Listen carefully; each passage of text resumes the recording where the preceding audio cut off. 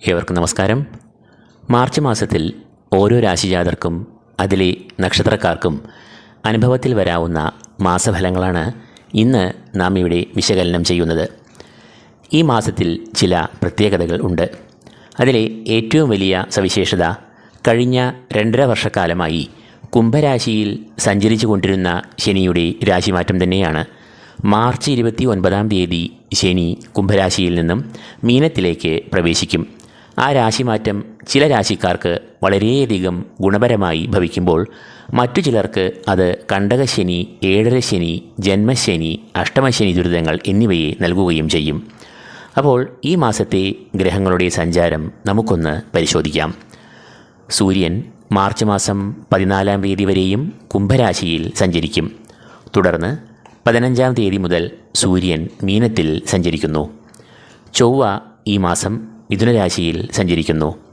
ബുധൻ ഈ മാസം തൻ്റെ നീചക്ഷേത്രമായ മീനരാശിയിലാകും സഞ്ചരിക്കുക. വ്യാഴം ഇടവരാശിയിൽ സഞ്ചരിക്കുന്നു. ശുക്രൻ തൻ്റെ ഉച്ചരാശിയായ മീനത്തിൽ സഞ്ചരിക്കുന്നു. ശനി 28-ാം തീയതി വരെയും കുംഭം രാശിയിൽ സഞ്ചരിക്കുന്നു. തുടർന്ന് 29-ാം തീയതി മുതൽ ശനി മീനരാശിയിലേക്ക് പ്രവേശിക്കുകയും ചെയ്യുന്നു. രാഹുകേതുക്കൾ യഥാക്രമം മീനത്തിലും കന്നിയിലുമായി തങ്ങളുടെ സഞ്ചാരം തുടരുന്നു. അപ്പോൾ മേൽപ്പറഞ്ഞ ഗ്രഹങ്ങളുടെ സഞ്ചാരത്തെ ആസ്പദമാക്കി നമുക്ക് ഇന്ന് ഇടവക്കൂറുകാരുടെ മാസഫലങ്ങൾ വിശകലനം ചെയ്യാം. കാർത്തിക മുക്കാൽ, രോഹിണി, മകയിരം ആദ്യ പകുതി എന്നീ നക്ഷത്രങ്ങളാണ് ഈ കൂറിൽ വരുന്നത്. സൂര്യൻ ഈ കൂറുകാരുടെ 10, 11 എന്നീ ഭാവങ്ങളിൽ കൂടിയാകും ഈ മാസം സഞ്ചരിക്കുക. ഈ 2 ഭാവങ്ങളും സൂര്യൻ്റെ ഇഷ്ടഭാവങ്ങൾ ആകയാൽ ഇവർക്ക് ഈ മാസം വളരെ അനുകൂലമായ ഫലങ്ങളെയാണ് സൂര്യൻ നൽകുക.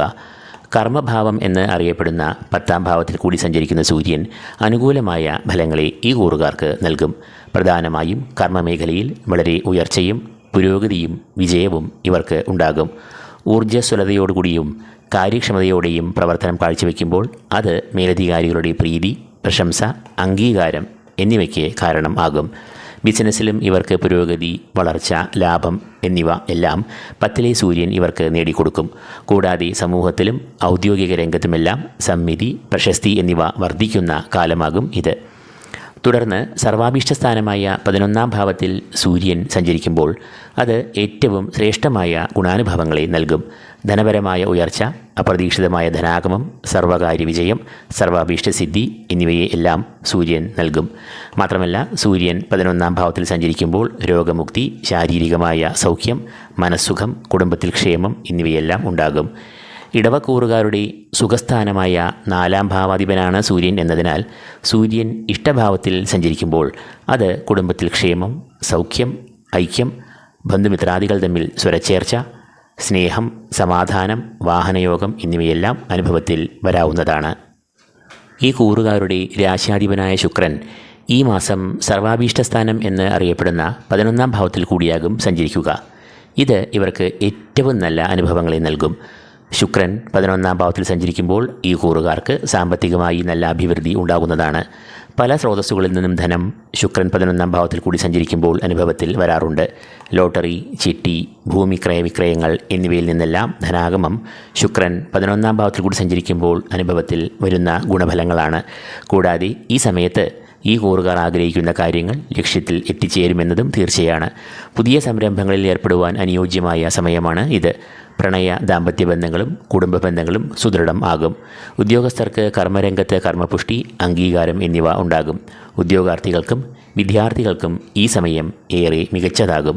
ശാരീരികമായും മാനസികമായും ക്ഷേമം, സുഖം, സന്തോഷം, സമാധാനം എന്നിവ ഉണ്ടാകും. 6-ാം ഭാവാധിപത്യവും ശുക്രൻ വഹിക്കുന്നു എന്നതിനാൽ ഈ സമയത്ത് ഈ കൂറുകാരുടെ ശത്രുക്കൾ നിഷ്പ്രഭർ ആകും. കടങ്ങൾ, ശത്രുശല്യം, രോഗങ്ങൾ തുടങ്ങിയ പ്രതിസന്ധികൾ ഒന്നും തന്നെ ഇവരെ അലട്ടില്ല. ചൊവ്വ ഈ കൂറുകാരുടെ ധനഭാവം എന്നും വാക്സ്ഥാനമെന്നും അറിയപ്പെടുന്ന 2-ാം ഭാവത്തിൽ കൂടിയാകും ഈ മാസം സഞ്ചരിക്കുക. 2-ാം ഭാവം ചൊവ്വയുടെ അനിഷ്ടഭാവം ആകയാൽ 2-ാം ഭാവത്തിലൂടെ ചൊവ്വ സഞ്ചരിക്കുമ്പോൾ അത് പ്രതികൂലമായ ഫലങ്ങളെ നൽകാം. പ്രധാനമായും സാമ്പത്തികമായ ഞെരുക്കങ്ങൾ, പ്രതിസന്ധികൾ, ക്ലേശങ്ങൾ, വഞ്ചന, കളവ് എന്നിവയുടെ ധനനഷ്ടം എന്നിവയ്ക്കും, അലച്ചിലുകൾ, കാലതാമസം, കർമ്മവിഘ്നം, കാര്യവിഘ്നം എന്നിവയ്ക്കും സാധ്യത കാണുന്നു. കൂടാതെ ഈ സമയത്ത് കുടുംബത്തിൽ സുഖം, മനസ്സമാധാനം എന്നിവ കുറഞ്ഞിരിക്കുകയും ചെയ്യാം. എന്നാൽ ശുക്രൻ ധനഭാവമായ 11-ാം ഭാവത്തിൽ ഉച്ചനായി സഞ്ചരിക്കുന്നു എന്നതിനാൽ ചൊവ്വയുടെ ദോഷം ഇവരെ കാര്യമായി ബാധിക്കില്ല. ഇടവക്കൂറുകാരുടെ സർവാഭീഷ്ടസ്ഥാനം എന്ന് അറിയപ്പെടുന്ന 11-ാം ഭാവത്തിലൂടെയാകും ബുധൻ ഈ മാസം സഞ്ചരിക്കുക. സർവാഭീഷ്ടസ്ഥാനത്ത് ബുധൻ സഞ്ചരിക്കുന്നത് വളരെ അനുകൂലമായ ഫലങ്ങളെ നൽകും. 11-ൽ സഞ്ചരിക്കുന്ന ബുധൻ സർവകാര്യ വിജയം, അഭീഷ്ടസിദ്ധി, മുടങ്ങിക്കിടന്ന സംരംഭങ്ങൾക്കും ആശയങ്ങൾക്കും പുത്തൻ ഉണർവ്, ഓജസ് എന്നിവയെ എല്ലാം നൽകും. കൂടാതെ ഇവർ തുടങ്ങിവെക്കുന്ന ഏതു പ്രവൃത്തിയും ഈ സമയത്ത് ലക്ഷ്യം കൈവരിക്കും. കൂടാതെ ഭാഗ്യവർദ്ധനവ്, ഈശ്വരകടാക്ഷം, ഗുരുത്വം എന്നിവയും ബുധൻ 11-ാം ഭാവത്തിൽ കൂടി സഞ്ചരിക്കുമ്പോൾ അനുഭവത്തിൽ വരുന്നതാണ്. ഈ കൂറുകാരുടെ ജന്മത്തിൽ കൂടി നേർരേഖയിൽ സഞ്ചരിക്കുന്ന വ്യാഴം ഇവർക്ക് അനുകൂലമായ ഫലങ്ങളെ നൽകും. ശുക്രനും വ്യാഴവും പരിവർത്തനയോഗം ചെയ്തു നിൽക്കുന്നതിനാൽ ധനാഗമം, വിവേകം, ബുദ്ധി എന്നിവയ്ക്കെല്ലാം ഉണർവും വർധനവും ഉണ്ടാകും. ഗുരു ഈ കൂറുകാരുടെ 11-ാം ഭാവാധിപൻ ആകയാൽ ഇവർക്ക് അഭീഷ്ടസിദ്ധി, പല സ്രോതസ്സുകളിൽ നിന്നും ധനാഗമം എന്നിവയെയും നൽകും. കൂടാതെ നേർരേഖയിൽ കൂടി സഞ്ചരിക്കുന്ന വ്യാഴം ഇവർക്ക് സന്താനക്ഷേമം, സന്താനങ്ങൾക്ക് വിദ്യാപുരോഗതി, മത്സര പരീക്ഷകളിൽ ഉന്നത വിജയം എന്നിവയും നൽകും. കൂടാതെ കുടുംബത്തിൽ ക്ഷേമം, ദമ്പതികൾ തമ്മിൽ ഐക്യം എന്നിവയും വ്യാഴം ഇവർക്ക് നൽകുന്ന ഗുണഫലങ്ങൾ ആകുന്നു. ശനി ഈ കൂറുകാർക്ക് പ്രതികൂലമായ ഫലങ്ങൾ നൽകുന്ന 10-ലാണ് സഞ്ചരിക്കുന്നത്. 10-ാം ഭാവം എന്നത് കർമ്മരംഗം, ഔദ്യോഗിക മേഖല എന്നിവയെല്ലാം കുറിക്കുന്നതിനാൽ ഈ ഭാവത്തിലൂടെ സഞ്ചരിക്കുന്ന ശനി കർമ്മമേഖലയിൽ അസ്വാരസ്യങ്ങൾ, പ്രതിസന്ധികൾ, മനസ്സിന് സംഘർഷങ്ങൾ എന്നിവയെല്ലാം ഉണ്ടാക്കാം. എന്നാൽ മാർച്ച് മാസം 29-ാം തീയതി മീനരാശിയിലേക്ക് പ്രവേശിക്കുന്ന ശനി ഈ കൂറുകാർക്ക് ഏറ്റവും അനുകൂലനായി ഭവിക്കുന്നതാണ്.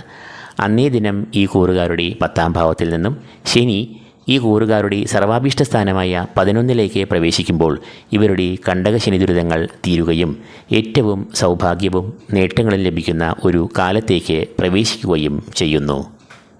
അപ്പോൾ ഇടവക്കൂറുകാർക്ക് ഈ മാസം സൂര്യൻ, ബുധൻ, ശുക്രൻ എന്നിവർ ഏറെ അനുകൂലരായി നിലകൊണ്ട് ഇഷ്ടഫലങ്ങളെ പ്രദാനം ചെയ്യുന്നു. മാസം അവസാനത്തോടുകൂടി ശനിയും അഭീഷ്ട ഫലദായകനായി മാറുന്നു.